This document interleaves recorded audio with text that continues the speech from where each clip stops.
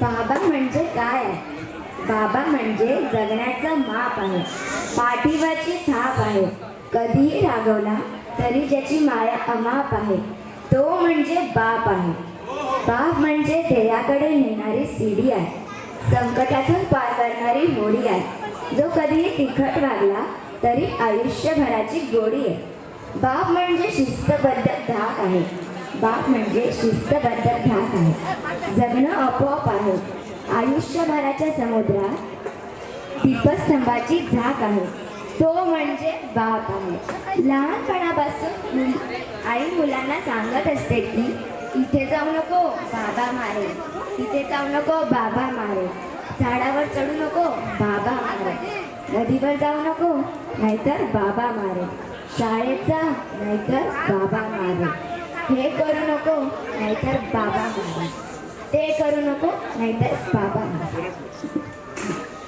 मग मुलं सुद्धा बाबांना घाबरतात, बाबांच्या भयाने शाळेत जातात, बाबांच्या दहशतीखाली शिकत राहतात.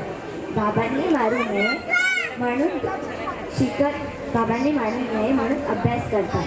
हळूहळू मुलं पण बाबांकडे दुर्लक्ष करून आईवरच प्रेम करू लागतात. मनामधून बाबांना काढून टाकतात आणि आईच्या चरणावरती ते सर्वस्व अपहरण करतात. बाबांपासून मुलं चार हात लांबच राहतात. बाबा असतो केवळ मुलाच्या नावाच्या आणि आडनावाच्या मध्ये नावात होतं.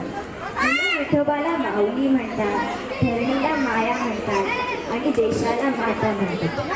बाबा मात्र धरणीतून, देशातून आणि मुलाच्या मनातून तेव्हाच झालेला असतो हट्ट पहा. बाबा असतो कठोर, काळी नसलेला, निर्दयी, मार्गुटा. बाबा असतो स्वप्नात येणार भावडला. बाबा म्हणजे केवळ रुपये पैसा कमवण्याचं यंत्र. तेवढं काम ते केलं की त्याचं कर्तव्य संपतं. डोळे मिटून जी प्रेम करते तिला प्रियसी म्हणतात. डोळे उघडे ठेवून जी प्रेम करते तिला मैत्री म्हणतात. डोळे वटाळून जी प्रेम करते तिला पत्नी म्हणतात. आणि स्वतःचे डोळे मिटेपर्यंत जी प्रेम करते तिला आई म्हणतात. पण डोळ्यात प्रेम न दाखवता जो प्रेम करते त्याला बाबा.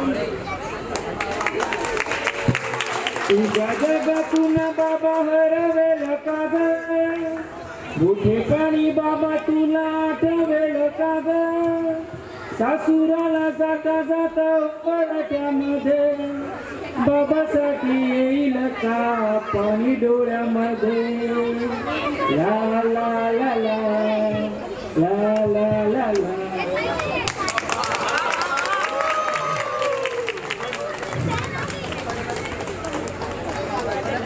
निशब्द झाला, फारच निशब्द झाला. कारण शरीर कसं असतं, शरीरातले प्रत्येक अवयव हा आपल्याला गरजेचा असतो. त्याचप्रमाणे घरामध्ये आई वडिलांचं असते फार गरजेचं असतं.